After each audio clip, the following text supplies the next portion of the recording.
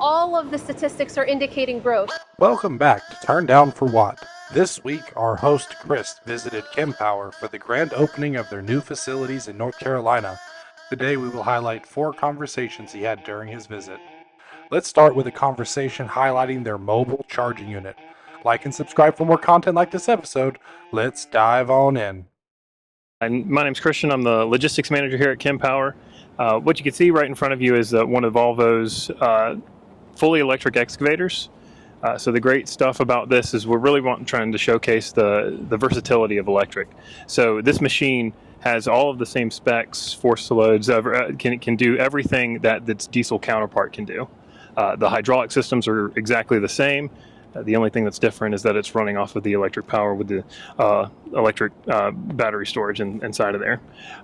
You can see over here, if we go over to the side, that we've got our movable charger plugged up here. And this is using our CCS1 connection right here. Same as that you would see in any other charging application.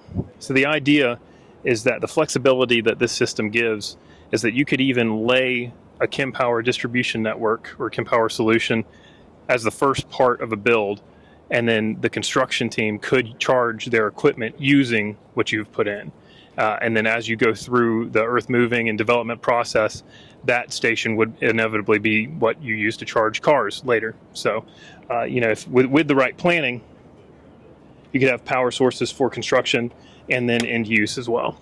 And are you finding this is an industry standard for this heavy equipment, that they're going with the CCS connector? And does it look like that's going to eventually go to the megawatt charging, or do you guys coordinate with the manufacturers on this? Well, this is a lot of this is in development by each manufacturer, and as time goes on, we'll see who the winner is for that connection standard.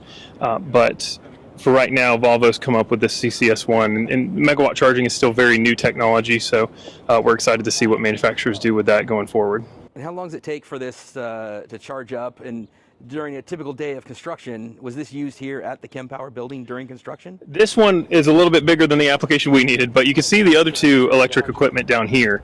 This was actually our electric by electric initiative.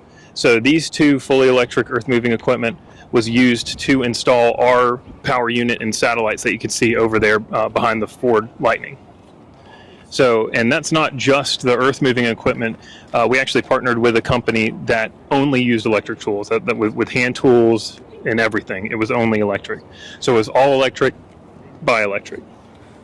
Yeah, that's really great that you guys did that. And typically for your equipment, as you were doing the construction, did you keep an eye on state of charge and how much was used during the day, and then how much, what it took to charge it back up overnight? So as we were going through it, we never really had any kind of delays because of charging. It was able to keep up with the pace of work that the installation team had. Throughout all installations, you have active times and then other times where you're working on some fine details, and everything flowed pretty well. We didn't have any kind of delays due to charging. You asked about the charge time. So to go between 20 to 80% battery charge on this Volvo equipment, it'd take about 2 hours. And that's going to give you about 5 hours of operational time, depending on the load and how much you're moving and everything like that. Yeah, that's really great. Mm-hmm. That's fantastic that you guys thought about all that when it came to building all this out, and especially that you were able to use your own charging equipment to do it. Yeah, it's really interesting.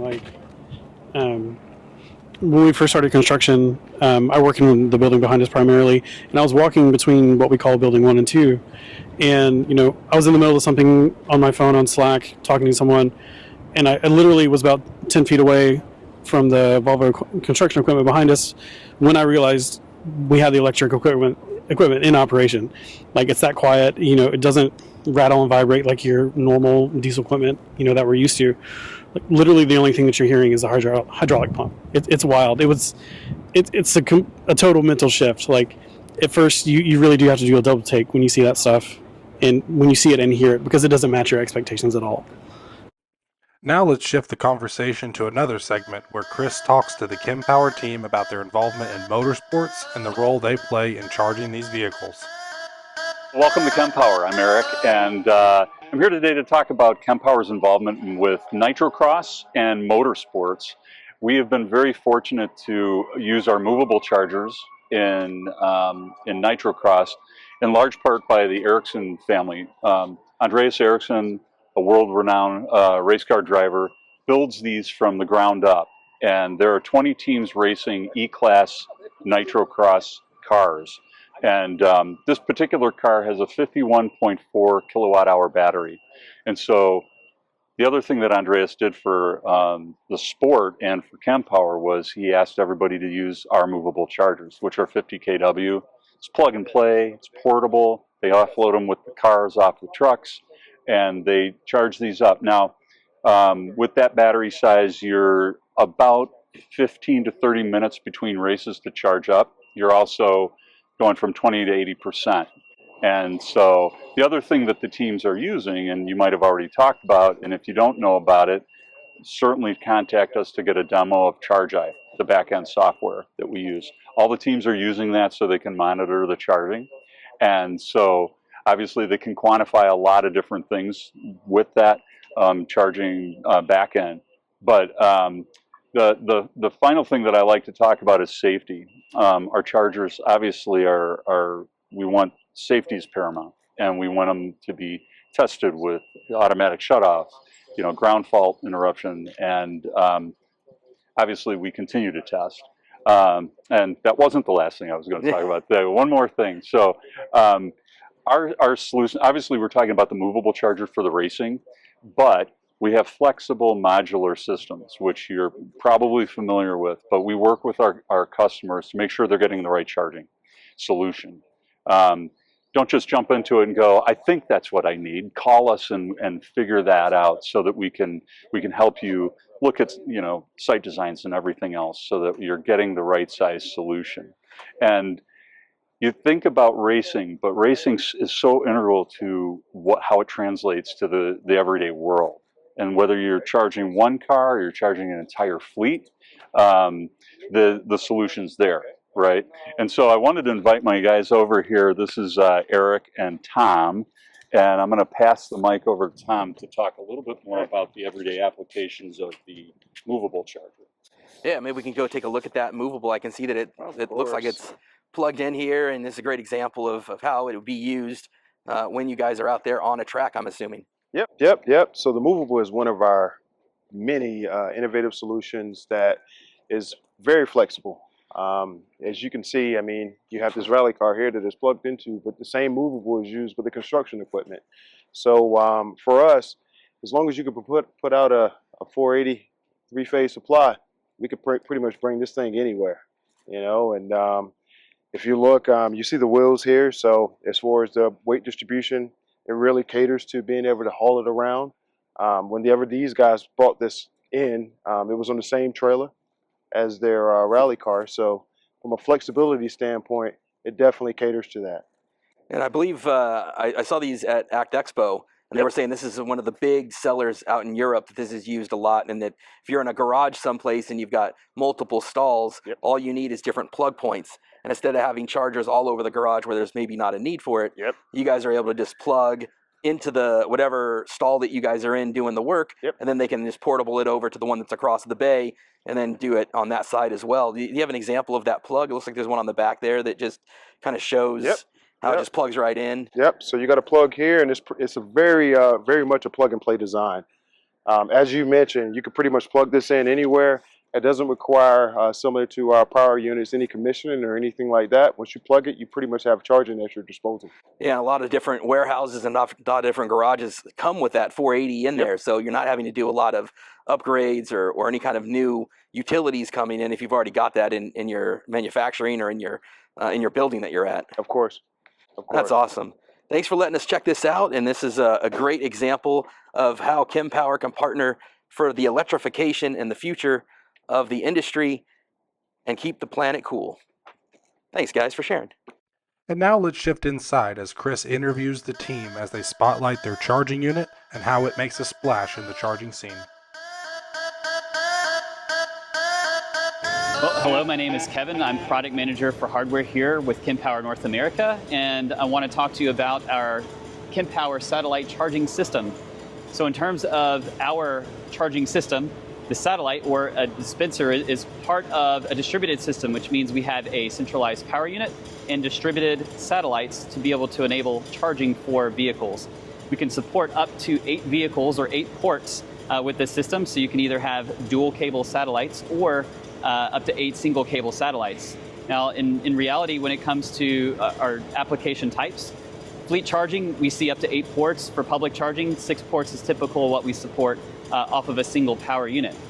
One thing I'd like to highlight about our satellite charging system is flexibility. And what I mean by that is the system is flexible for your application, meaning you can have satellites in various locations up to 250 feet away from the centralized power unit. And one example I'd like to illustrate is a car dealership. So at a car dealership, you could have chargers or satellites back in the service depot in the back of the house, but at the front of the house at the retail store, you could also have satellites there for customers to convenience charge. You can do all of that as part of the same power unit. So you can maximize your investment as well as not have to use as much or reserve as much utility power as you would if you had individual chargers at every single location in that specific example. It really offers flexibility that way. Also, flexibility in terms of the footprint's very small, so it allows you to install these both greenfield or brownfield applications between large fleet vehicles that take up a lot of space. It's very minimal space that's required. And also the user experience is something I'd like to highlight. In terms of the user experience, one thing that's very noticeable about our satellite is the Spring cable management system. So in this cable management system, it allows you to stretch the spring as you need to be able to reach the vehicle. And the spring also takes the majority of the felt weight of the cable from the consumer. So it's very easy to manipulate the cable for charging. And then when you want to return it back, it's easy to place it back in the holder and go about your business. Another thing that's noticeable about our user experience is the HMI display or just the user interface here. So it's very easy to read and clear. One thing that's unique about our chargers also is one of the features we allow for customers to be able to understand the charging status of the satellite whenever they want to walk away. And so you'll see here in just a moment, we'll have a QR code appear on the screen. And this QR code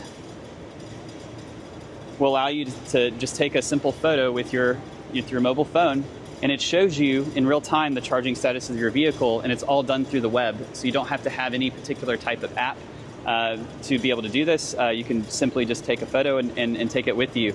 It also gives you charging stats if you really want to see what's going on. You can see the power that's consumed in real time, the charging curve of your vehicle, the state of charge, the battery voltage of the vehicle, the current, and some other information like that.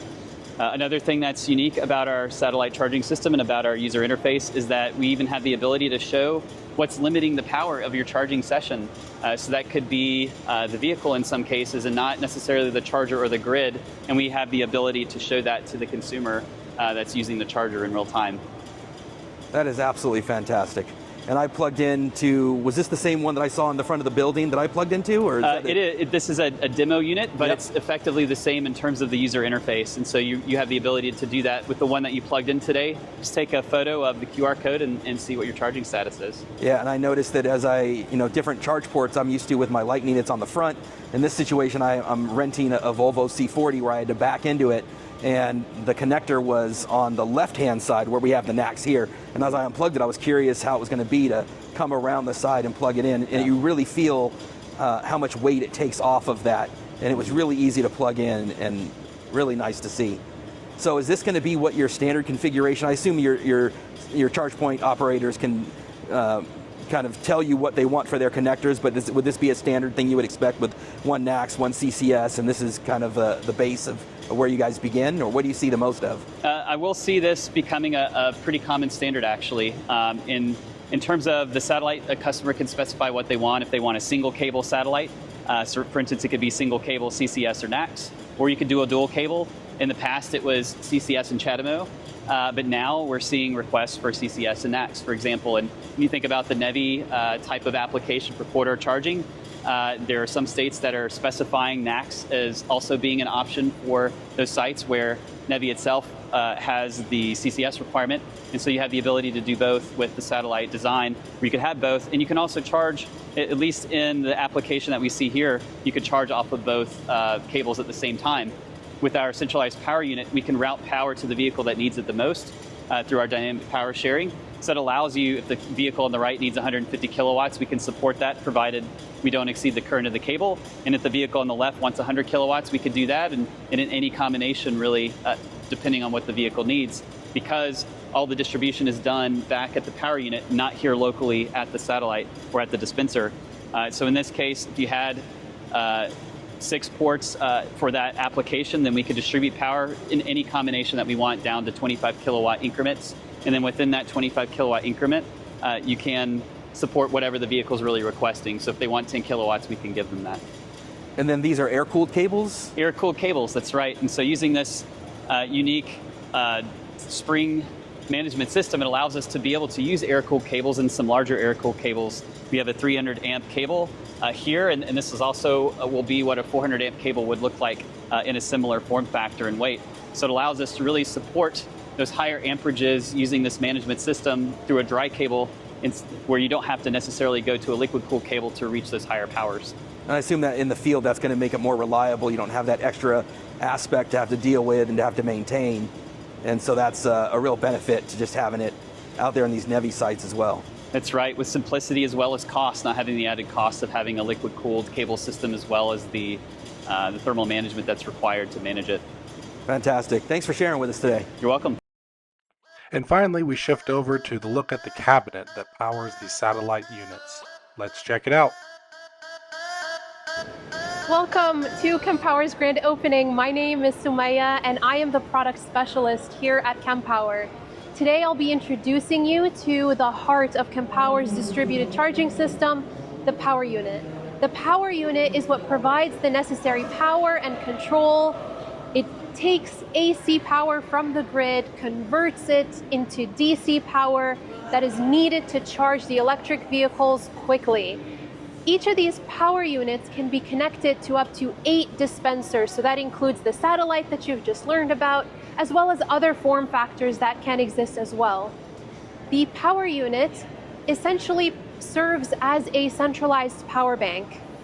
Efficiently converting power, it allows for safe, reliable, efficient use of the electricity. Each of these power modules in the system here, you can see that on one cabinet door, we can add 4 power modules. Each of these power modules is 50 kilowatts, and each 50 kilowatt power module has 2 25 kilowatt channels. Right beneath the power modules, we have the power distribution module. And the power distribution module is what enables our dynamic power routing in 25 kilowatt increments. So the granularity of being able to distribute 25 kilowatt increments to the vehicle that needs it the most ensures that we don't have any idle capacity and you're maximizing your available hardware. You can start off with one 50 kilowatt system. Say you don't have the appropriate transformer or switchgear upstream of the charger. You can place the infrastructure in place, the cabinet, the conduit, the expensive components of building up the system, and quickly, in 10 minutes, pop in additional power module as your site expands. So the scalability is a unique feature of the power module, of the power unit. And because we have so many power modules in the system, if one of them goes down, the others remain operational. So the system redundancy enables us to have really high uptime and also enables really easy maintenance. Quickly send out a technician in 10 minutes, pop a new power module in, and your end user never even feels a thing because the remaining power modules continue to operate as normal. And suppose we come out with a newer design, new generation power module, and you want to stay ahead and have the latest tech. Well, we will retain this form factor so you can upgrade to the newest and latest power module, increasing the lifetime of the existing infrastructure and also maximizing your charging uptime. Because of the centralized configuration of the power unit and the distributed nature of the charging outputs, we ensure that we have very low weight, so you're not waiting to charge. and you're always going to have available power because they're all electrically linked between the systems. And this is what enables us to have such a small footprint for the satellites that you've seen up front. Many people can confuse the satellite with its small footprint as a level 2 charger, but really it's a powerful DC charger because this power unit, you can situate it up to 80 meters away from the charging dispenser. So in imperial terms, that's about 262 feet. And you can hide it away in a quiet and safe place where the end user never even notices it. I tell people the best power unit is the one that you can't see. It's hidden, it's away, because the power unit houses our most advanced power electronics. And it makes sense when you have that, when you have that put away. The future proofing of the system, being able to upgrade, as you can see here, we have the triple door cabinet unit. This also comes in dual door cabinets, so this is a double door right there, and also in single door as well. There's a single door over there. The triple door cabinet, as you can see here, there are 4 power modules, so 4 times 3, that's 12. So up to 600 kilowatts of total site power. And if 600 kilowatts is not enough to meet your power demands, in our megawatt charging system, we can connect 2 of them together for a whopping 1.2 megawatts of charging power for your heavy-duty electric trucks. Now, one additional really cool feature about the power unit that I didn't talk to you about just yet is our adaptive voltage capability. So when you have up to 6 outputs, we can actually take our power modules, connect those in series, and double up on the voltage, enabling the charger to intelligently realize what is the battery architecture of the charging vehicle, so that what that allows you to do, and it adjusts it, it adapts to it dynamically, is that you can have a light duty small vehicle with a small battery charging next to a big heavy duty vehicle with a bigger battery, all using the same charger. This is a game changer in public charging applications, which is unique to the Kempower system. So in an example where you've got 2 of these 3 cabinet solutions together, and you end up with, I know we've got the megawatt charger right down here at the end, so you could have that megawatt charger along with CCS and NACS on one site location, and it can even start with just these cabinets, and then they can add on to that. That's and right. Expand and be flexible. Exactly. And it will load share across whatever the demand of the vehicle is. Exactly. That is fantastic. That's really well done. And it's really amazing too, because as one of the major bottlenecks is grid hosting capacity, you don't have to worry about that because you can just start out with 50 kilowatts, have the bigger cabinet, because maybe in a year or 2 years, your site will expand, there will be greater demand, greater EV adoption, and all of the statistics are indicating growth. Maybe growth is fluctuating regionally, and from time to time, maybe it's slower growth, but there is growth nonetheless. Electrification is the future, and so you can plan ahead for that without investing upfront at the most expensive part of the system is the power module, and so you can add more as it makes sense to add more. And that's what's really great about the flexibility of being able to just accommodate the varying ranges and specifications of a particular unique site. Especially true if you're going to have a solution where it's used for things like school buses or fleets or things where maybe you don't need to be delivering a full 200 kilowatts today or 600 kilowatts available at a site. You could be just starting off your fleet, and you could have a smaller start price for entry, and then as you start to expand and as you start to realize the savings of that electrification, you can then reinvest without having to change the infrastructure. The cabinet is already there to expand it. Yep. And that's a really great forward-thinking way to approach it. Yeah, and it's separate also from the all-in-one systems where you might have a huge power module that if that power module goes down, that entire charger is out of order. Or you're locking up, say, 100 kilowatts at a vehicle that only needs to charge at 50 kilowatts while you have a long queue of other vehicles waiting because you can't share that power with the other vehicles. So this design makes sense.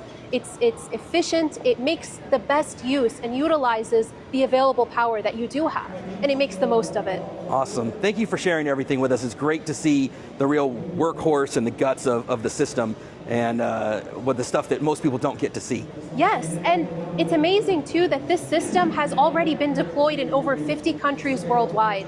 So we've had successful deployments in the hot deserts of Saudi Arabia all the way to the frozen tundras of Norway. And it works really well in all of these cases. So we have this robustness to various climates, and it's just this design that makes sense, it's safe, and it works really well.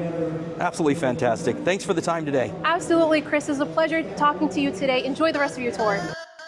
Thanks for tuning in as we spotlighted Kempower and what their organization is doing in the charging space.